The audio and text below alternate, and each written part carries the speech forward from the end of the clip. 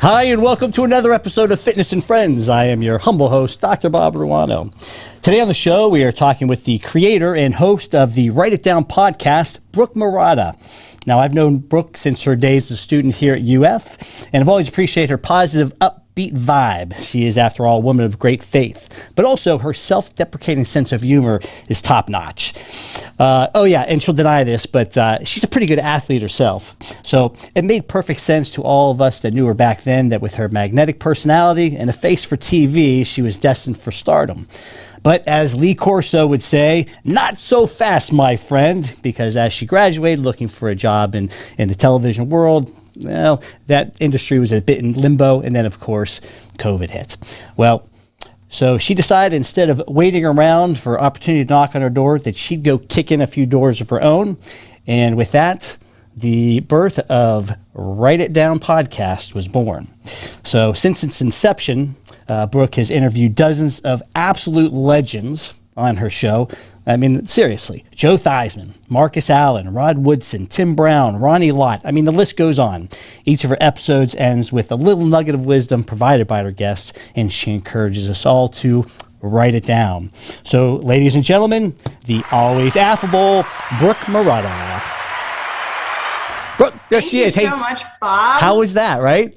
That was such a warm welcome. It made up for the fact that I wasn't in the promo video because I was like, kept looking for myself. I was like, I worked out with him. That's before, right. And That's I'm not right. in this video. Man, well, and we'll talk a little bit about that, like our back, how we know each other. But yes, so I mentioned a pretty good athlete yourself, right? Tell us. Try. You won a half a marathon recently. I'm still laughing about that because for those of you listening, I needed to talk about an achievement that I did in the fitness world. This is Fitness and Friends, not just talking with friends. Right. And so I was trying to think of something I've done in the fitness world that mattered. I don't know if this matters, but it matters to me. I did win a half marathon a couple of years ago, and I wasn't expecting that. But I think my soccer background with running really helped with that. But it's funny because you and I met in a CrossFit gym in a gym setting.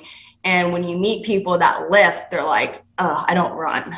Yeah. And so they have this little bit of I think it's jealousy. It is, because I am a horrendous runner, but I swore that this season I'm going to work on my running game. Now, it has been delayed because on Monday I tore something in my calf, so I can't walk right now. But I'll be back. That's what I do. That's age, Bob. Yeah, that's age. I deny it. I've been snapping things since the age of 45. I guess that is an age thing. Yeah, you're a legend. You are. So, and a Festivus Champion too. Okay, yeah. So that's a little more. I feel personally responsible for that. That was all you. Connecting the pull-ups, right?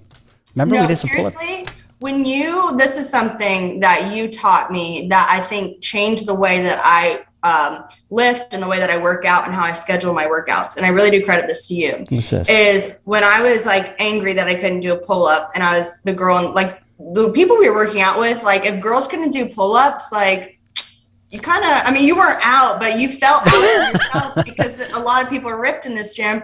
And you really helped me go, Brooke, there's a lot of more accessory muscles that need to be worked out in order for you to be able to accomplish a pull-up and to do them correctly. And so you really helped me like realize that bench press and Cuban press and all those other like functional muscles are going to help me for that big pull-up that everybody really wants to do. So I really do credit you for that. Well, thank you very mumuch, Festivus Champion. I'm judging the Festivus tournament coming up next month. So I'll be thinking of you. Are you really? Yeah.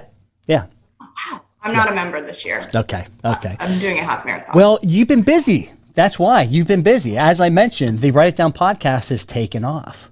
Yes. It's been a wild ride. So just to kind of give a little background, I went to the University of Florida, go Gators. Really enjoyed my time in Gainesville. Came in as a Spanish major transfer because, to be quite honest, I got a 19 on my ACT twice. And there's no way I would have came in as a freshman. So I stayed at home, did 2 years at community college, saved some money, and worked at a restaurant. And then when I came to Gainesville, I came in as a Spanish major because I wanted to do medicine.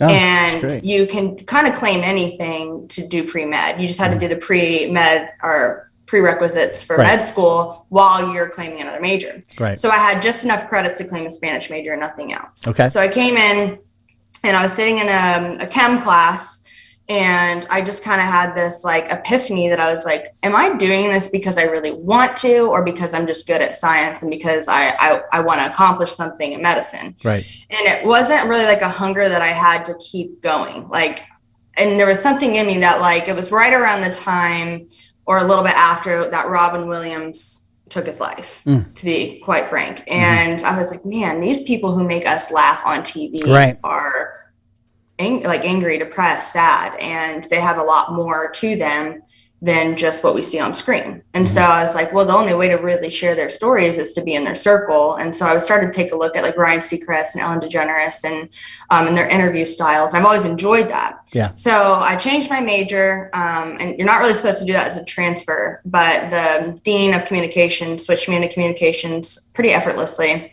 And then I'm sometimes really bad at this timeline. I have to look back because I did write it down. But a few months into me changing my major, I met somebody within the school, and a lot of people might know his name that are around Gainesville, but I met a man named Bill Hebner, who's really involved with the University of Florida. There's the Hebner Hall, the Hebner Business School.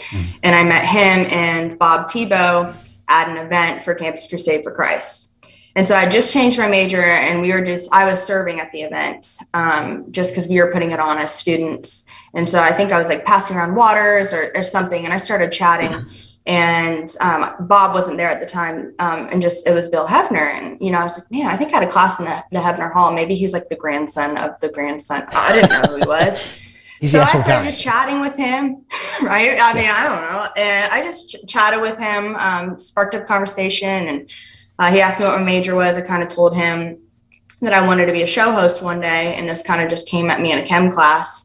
And then he introduced me to Bob Tebow, and so it kind of just started this mentorship relationship, where like he and his wife would, spend time with my family, whether it be at a Gator game or whatever. And so he really just took like a mentorship, and we have our faith, which is the same. And so from there, I continued school, did all the right schooling that I needed to. I barely did anything on air. I wrote some articles for ESPN, Gainesville, like baseball articles, which I was like, I hate baseball, but apparently you have to do what you got to do. And so that just wasn't my gift, was the whole writing, because columnists are really good at writing. Like even your intro, I was like, dang, does he have any sports writing or like TV writing background? That was really good. Oh, thank you. And yeah, it was awesome. Zero. And I was like, that is not my... Huh? I have zero background. Well, you're talented and gifted, but I think everybody knows that you had like an extra talent from God. It's like, here, Bob, be good at everything while we suffer. But anyways, so I was like, I started just doing a little bit of radio here and there at UF, but there was nothing that set me necessarily apart in school, if we're being completely honest. Like, I wasn't involved in a sorority. I didn't do any sideline reporting. I was just kind of, babysitting, bartending, going to school, whatever. But I had awesome contacts. Yeah. My contacts started to kind of grow in college. I went to the Philippines twice with Bob Tebow on a mission trip, and I met some of the greatest people ever. Yeah. And I did my senior project in the Philippines. It was like January of my senior year, 2018. And I'd called Bob Tebow, and I asked him if I could come to the Philippines and record what I named it the Purpose Project. So we went to the Philippines, a friend and I, and we went on one of his trips and asked people what they thought their purpose in life was. So I wanted to compile like a video like that for my senior project. And he was like, sure, of course, come. And it was amazing. And so when I graduated in May 2018, I was like, whoa, I'm for sure like going to get a job when I graduate. I have all these contacts, to mention 2017, I had an internship with Conan O'Brien out in LA through a contact that got my email from someone that got my email and got my resume. It was like a total weird thing. It was a God thing. I opened my email and got an email from Conan O'Brien's office. Crazy. I didn't know that. Yeah, I know. I sometimes forget. That was like such a blur. Yeah. And I know it's a big deal, but it was just like college, you're just like trying to kind of survive and pass class and like also make money for rent and also like be fun. So, but that was fun going out there. Yeah. And so, and then May 2018, graduated, moved back home, could not get a job to save or I don't know what this phrase is. I can't even say it, but couldn't get a job for the life of me. Yeah. And it was really just, I was just like, what do I do? And so in 2019, a year following that January, I started a podcast, January, February timeframe, interviewed my aunt, already had the concept to write it down, but not like hammered out. Yeah. Sucked. The interview sucked. It's never coming out. It was never released. It was never released. Never released. Your aunt is still waiting. She's still like on edge of her seat. Maybe when I make it one day, I'll like put it out as like, like they're coming out with the Tom Brady's like film where, he looks pudgy and like, he's proclaiming he's going to be a household name and you're like, please. And now he is. Yeah. That's when I'll release that interview. Okay. Like, when people are like, she has a Netflix film. Now people can hear this. So anyway, I started this podcast and then I accepted a job in a marketing department for a mortgage company, which is obviously not like, woo, right, like not your passion. Yeah. But I was like, I have to somehow like be an adult here. Like I can't just keep floating, like as I'm like doing all these odds and ends jobs. So I felt that pressure still living at home post-college. And that was when I, that weekend, went to the Tim Tebow Celebrity Golf Gala. And that's where I met Marcus Allen. Okay. So from there, I can let you come in with little questions because I was very, very long-winded with my whole story. Well, no, that was the birth. I was gonna say, I think that that was gonna be where I started. You start this podcast, and your first guest is Marcus Allen. Yeah. My first guest was a foreign exchange student. I think I had him buy him lunch and sign his visa or something. I'm kidding, Adrian. Miss you, buddy.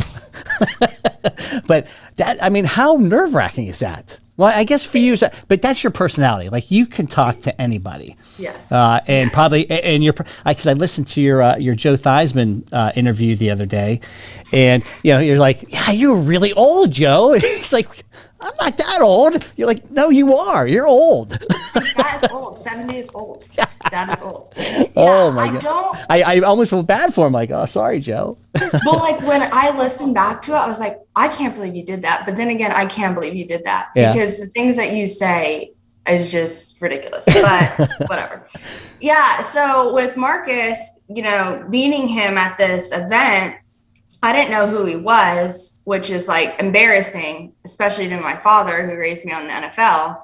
Yes. But when I was talking to him, we were just like joking around and just some of his friends and my friends were just all talking like a natural setting as we're waiting for dinner. Yeah. And so the next day at the actual golf tournament, one of his like personnel was like, Marcus wants to help you. And I'm like, oh, okay. And, I had just at that point, I had my recorded episode with my aunt, but I had a logo.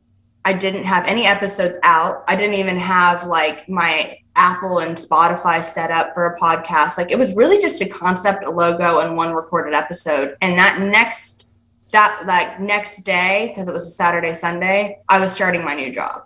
I was like, I thought my dream was kind of done by then because I was like, I'm about to like go into a cubicle type setting. Isn't that crazy how like all these things kind of converge at the same time? And it really pushes you to, stress gets a lot of bad rap, but stress makes us act.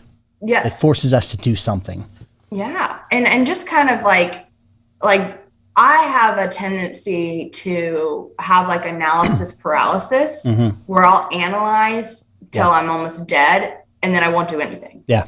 And so it was just kind of like, and that's just kind of even, not to get fully into this, but that's just kind of even the faith journey is you just have to kind of take a step and like trust that other things are going to fall into place. But if you're not in motion, right, like there's nothing happens. Nothing changes. So yeah, you can't control the wind and you can't control the water, but like you can control getting in the water. Yeah. And so, it'll go the way that it needs to go type of thing. Right. Obviously, like we have a part to play, but it was more or less just like, it was a great timing. But it didn't like just soar from there. It was kind of like, I did what Brooke did. And I was like, well, you guys have my contact info. That's like what I said.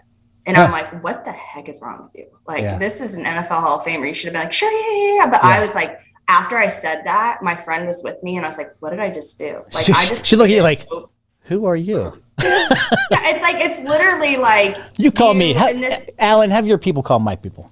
Yeah, that was kind of how I treated it. It's almost like and this is like not the same thing, but the same thing, to kind of like put it in plain layman's terms, like if you've been like waiting your whole life for the perfect person and then they come and you're like, right. And you're like, but inside you're like, this is the person I like want to spend my life with, but you're just playing it way too cool. You were gaming Marcus Allen. You can't game a Hall of Famer.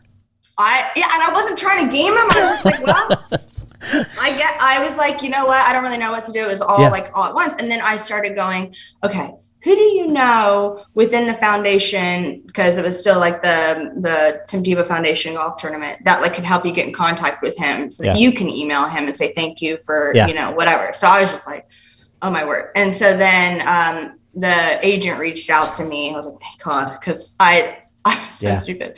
And he was just like, hey, Marcus wants to, help you with your show. He really believes in the concept of what you're doing. And I was like, all right. And when he said, help me with my show, I thought maybe like putting me in contact with jobs. I was still kind of job minded. I was like, maybe he'll put me in contact with the right people, the right producers or whoever. But then it turned into like, no, he wants to be a guest on your show. That's crazy. And I was like, oh, like I interview him to give me like a kickstart into interviewing people. Right. Which is still like a huge leap of faith he had in me because I don't have anything to show for. And so then I do his interview a couple months later. And one of the biggest things besides just how much I've enjoyed becoming Marcus's friend over the last couple of years is he is a man of his word. And that, in whatever facet of life, business, family, friendship, like if you stick with your word, that is priceless, especially nowadays. No hidden agendas. It was just very, very kind. And so then that whole summer I didn't release it because we wanted to have kind of a build up, like a queue of episodes. And then he just would call me that summer and three-way call me with more Hall of Famers. That's crazy. That's awesome. And again, it was like, just from a contact. And I will say, you don't give yourself enough credit, but I'm in it. Like, this is going to sound frou-frou to you, but like energy, people give off energy, and yours has always been so positive. And again, I probably credit that to your faith, but certain people walk into a room and you kind of gravitate toward them. It is because of that. I mean, it's a real thing. And so it really is. And it doesn't sound frou-frou because I think the older I've gotten, and I use the word, this word, but it's the same thing, kind of like what you're saying with like energy, is like set apart. There are certain people that you are like, they are set apart. There's something different about them. Right. I mean, that you're just like, whoa, like, and that doesn't mean that the other people around them are less than, or there's levels of life, but there is something to be said. And like, honestly, that is how, like Tim Tebow is. I mean, he gets bashed here and there, whatever, poor guy. But like, I've seen him behind the scenes, and I'm not close to him by any means. I'm not saying that at all, but I have seen him behind the scenes, and he's the same person behind the scenes as he is. Oh, I believe that. Yeah. On camera. And so, and there's other people like that you meet. And it's the same with Marcus. When Marcus walks into a room, like he's electric, and people want to be around him. And when he calls people, like there hasn't been really one time that he has called me and then three-way called me, and his friends haven't gone, yeah, we'll do this. What time is her podcast? Because he just has that. And it's not a, he has great means, great contact. And it's not that. It's again, I don't know, but I'm imagining it's just the positive energy that he puts out, like this very kind of a trusting and we are totally, I mean, and this is kind of like the prayer in my own life too, is like being a woman, and I'm not like feminist or anything like that, but being a woman in like an industry that is driven by looks and driven by, different means to get to where you want to go. And that's not just in TV, but that is everywhere. It's this level of, you want to make sure that the people that are in your circle and in your corner male or female, have the right motives and that aren't going to bait and switch you. So your podcast is just audio right now? Yes. You don't do YouTube at all? I'm sorry? You don't do YouTube yet?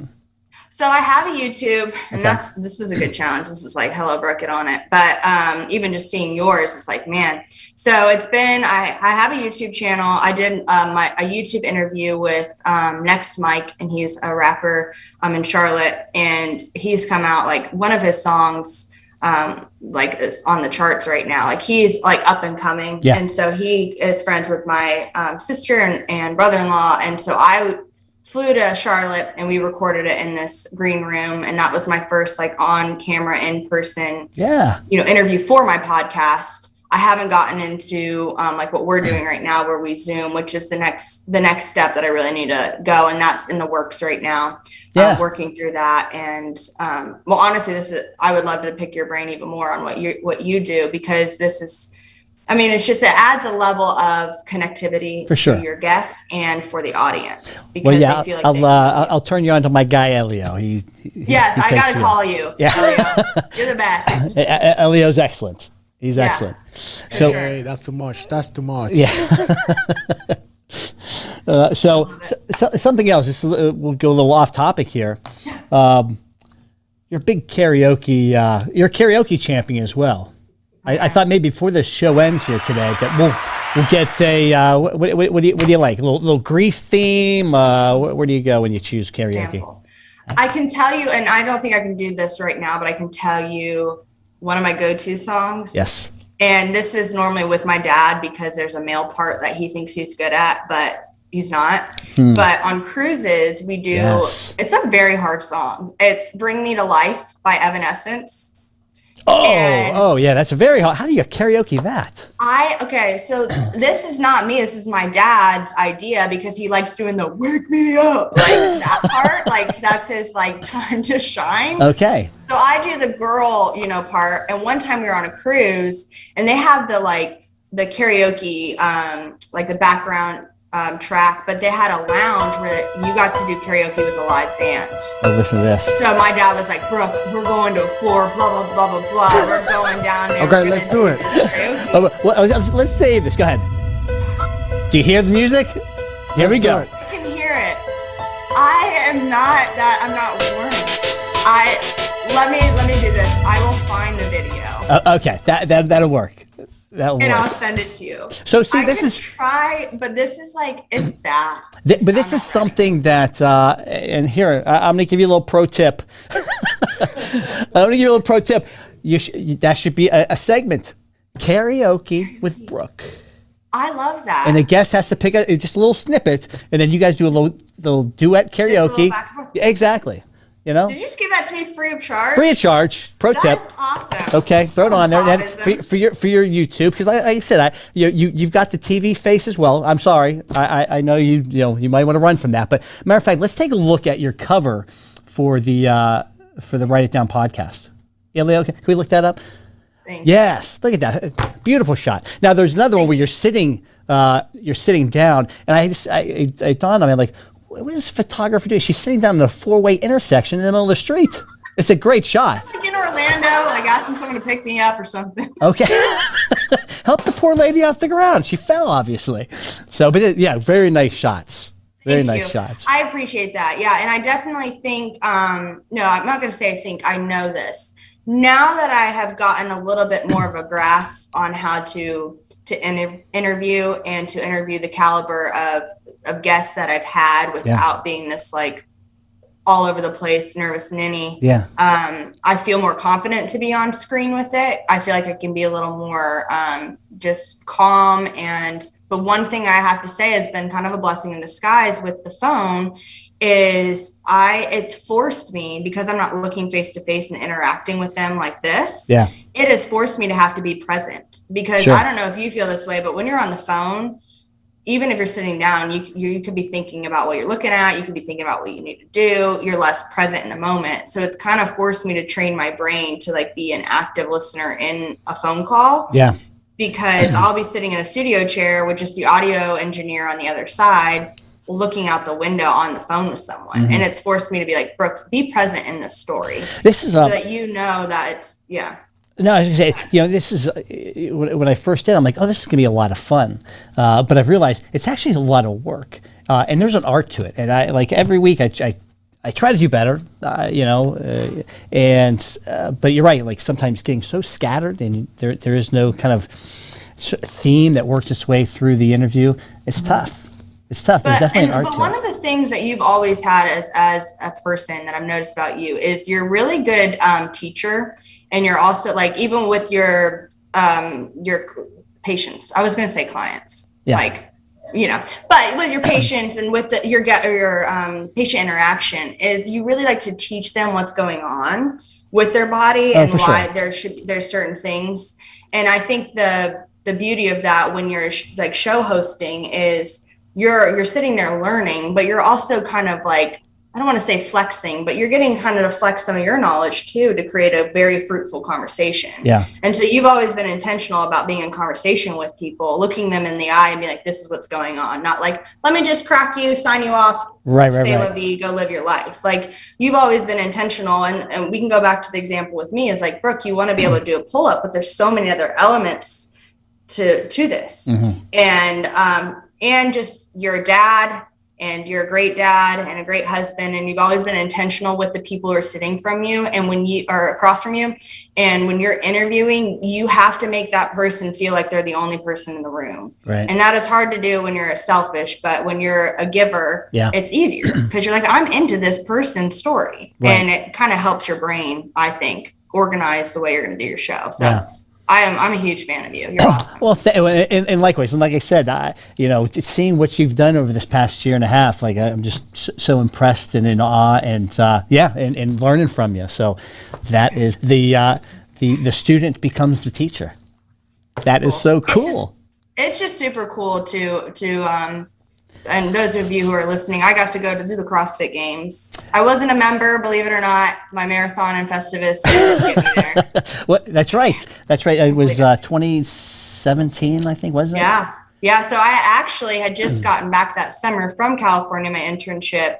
And I was in touch with you and Farah, and I had watched your kids multiple times and got to build a relationship with the crazies, the boys. Yeah, that was awesome. And it was a great season of my life too, because I've always loved kids, and that's something that like when I needed a break from like the bartending world to like just go be with the kids is fun. And so you guys were like, yo, we're going to Wisconsin. It was the first year it was in Wisconsin, I believe, in Madison. Yes. And you're like, you want to come and you can hang with the boys and you can come. And I was like, heck yeah. Like who wouldn't want to do that? Like I get to be the fun au pair. Yes. And then I got to come, and then I remember I got to take the minivan, and I got to take the boys. Was that the year? Were we in the hospital that year with Hayes? Yes. For right. I think you're the youngest. Yes. Well, Hayes at the time, the youngest that we brought. Was it Hayes that go? Yes. It wasn't Hayes. Okay. Yeah. So he got hurt, and then we went to the hospital, not for any of the athletes, but for a kid I was responsible for. That's right. That's always good. But I don't think I was the only one watching them. No. This was not on you at all. That's right. That was in a public. Yes, public domain. That's right. Yeah. That was not just on my time. But yes, we did. We take a trip to the hospital. Yes. But so you're a year and a half into the podcast, and we talked a little bit about this earlier. It's not that it's a grind, but so we're doing this weekly. And it's hard. I've been telling Elio, it's like hard, like to do this, week after week after week. You do what, every 2 weeks? So yes, I release episodes on the 1st and 15th. I kind of made it a goal when I started this to stick with those. Not that I couldn't do more, because I want to do more, and that's the next step. I need to like level up. The more content you have, the more traction it builds. So I do the 1st and 15th of every month, and the reason why is number one, yes, I said that in the beginning to stay structured and kind of know, oh, shoot, it's the first, I need something out. But also the guests that I was getting, and that still I'm currently getting, it would be like, I would get a 3-way call on Thursday, and then the guest is like, I can do tomorrow at 9. Yeah. And you're like, okay, yes, let's do it. Right.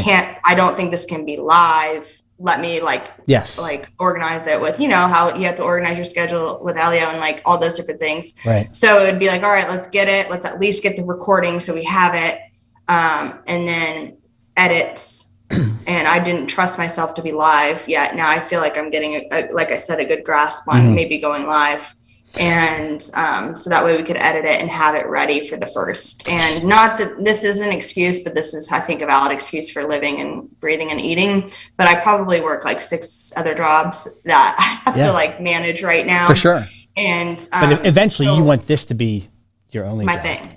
Yeah. I want this to be my career where I'm making enough money to support myself. Not that I want to live in the Hamptons, but I would like to be able to pay my bills. Well, I would say right now, I like analogies. I'm a big analogy guy. And I think in the 21-15-9, the CrossFit traditional 21-15-9, you're in the 15s. All right. Yeah. You've gotten through the 21s. All right. That's the bulk. The 15s is the grind. And so just keep plugging. Just keep plugging. I love that. And the 9 is like your coast. Because the 9 is, so I would say the 9s, all the sponsorships are there. You're making a living. Guests are contacting you. Hey, can I? And that's it.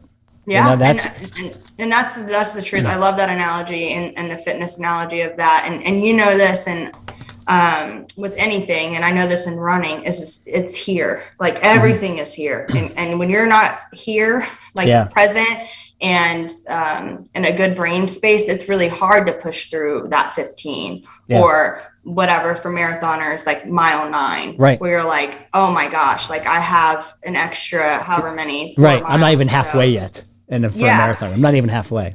Yeah. So it's just kind of like, it's one of those things where I feel like I keep saying feel, but I know this is what I know is COVID for everybody kind of effed with our minds a little bit. Like, what are we really here for? Why am I kind of depressed? Why I'm in my house? I'm seeing the same people every single day. I'm not seeing sunlight. I can't even go to the restaurant that I like. Does what I'm pushing for even really matter? It's like, you go through all of those little cycles in your brain when you're trying to process through the unknown and uncertainty. And what that reminds me of is that that Dr. Seuss book, The Places You'll Go.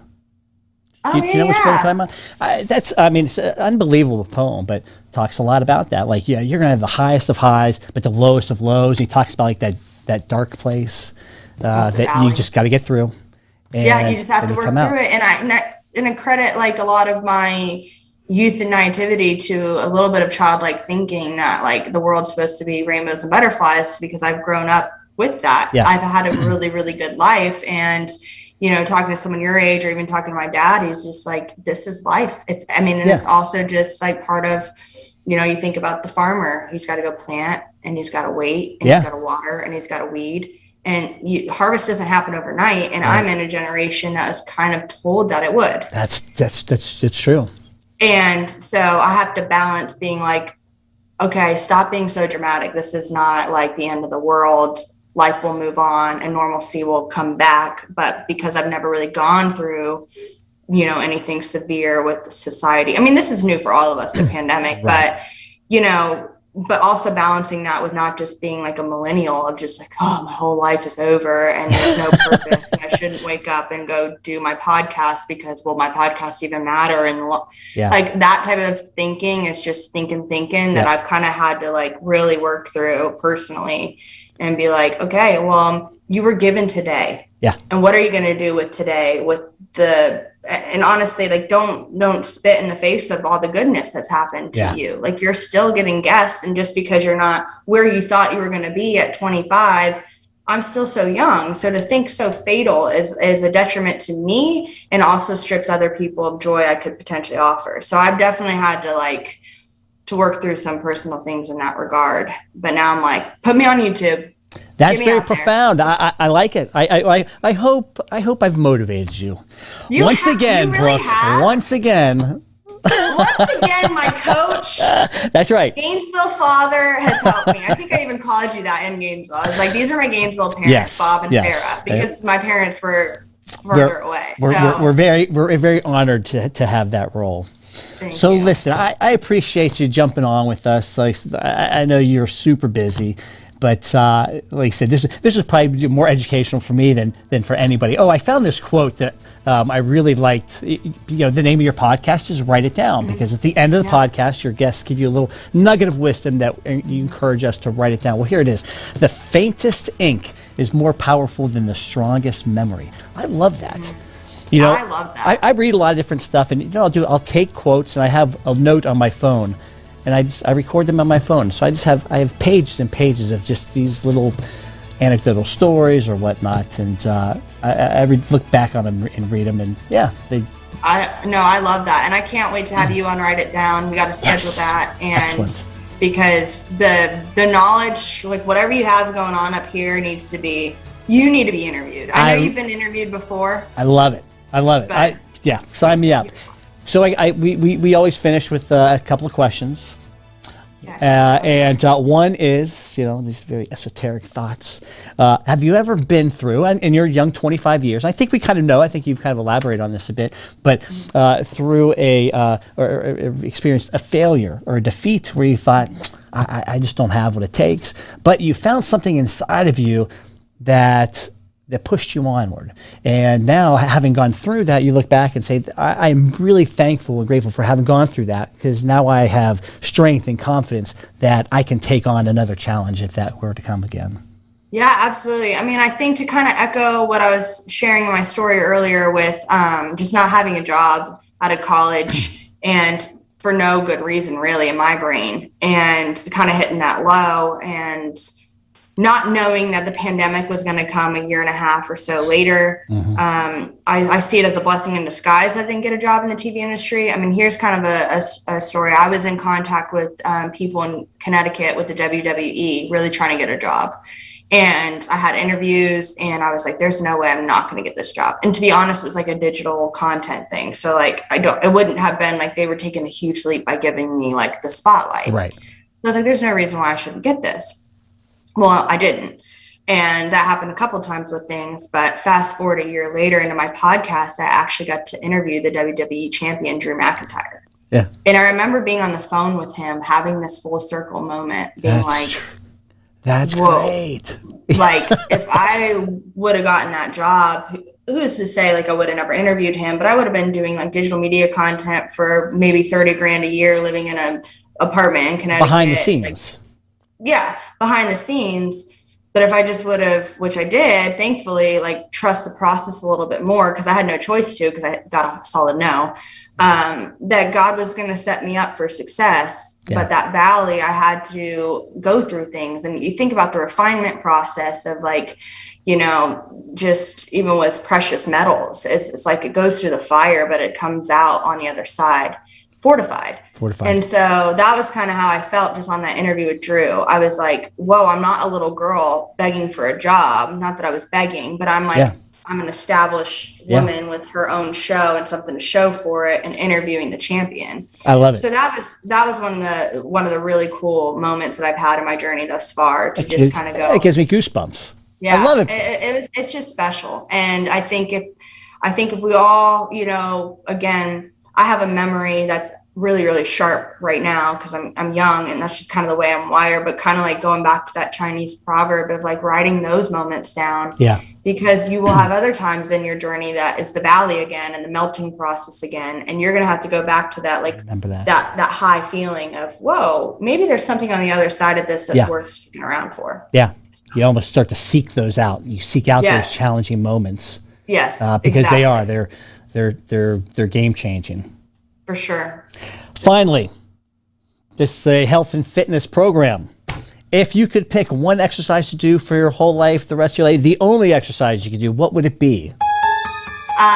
Sit-ups. Sit-ups. Because I feel... As a chiropractor, we're going to have a talk.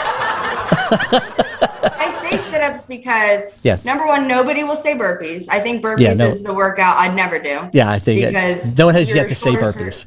No, your knees hurt, whatever. Who cares about calories and getting ripped? I hate them. That and wall balls. Like, wall balls are just like disgusting. Yeah, I'm signing petitions for no more wall balls. Yes, I'm a short guy. It's like your heart rate gets so high and you can't control it. But sit-ups, because Sit-ups are, I feel like that lonely friend that we just tag along, like it has to tag along. Like when people don't know how to program, they're like, we'll just throw sit-ups in there.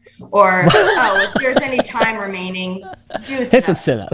Yeah, or like a plank, So I would probably say sit-ups because I do them to pass the time. You know what? I'll take that. They asked the former champ, or he's always the champ, Muhammad Ali, how many sit-ups do you do, champ? You know what his answer was?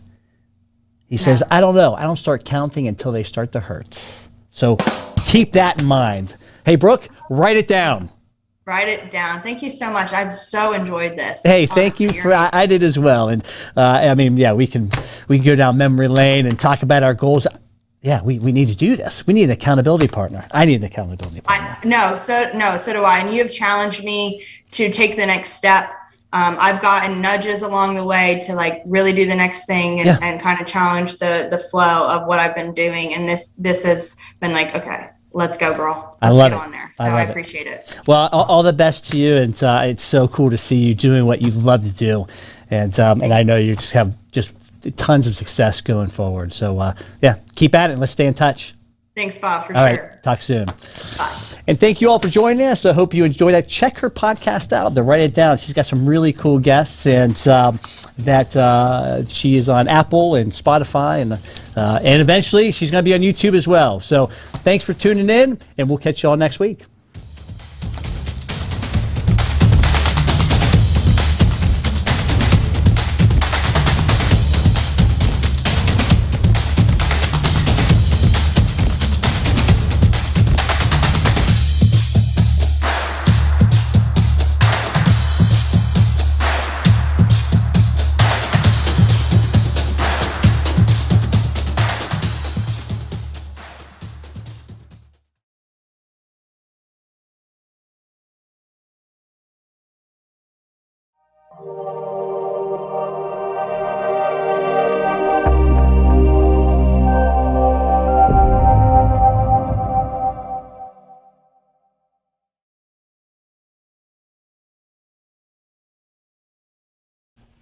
Hey, Brooke, I just want to say that you are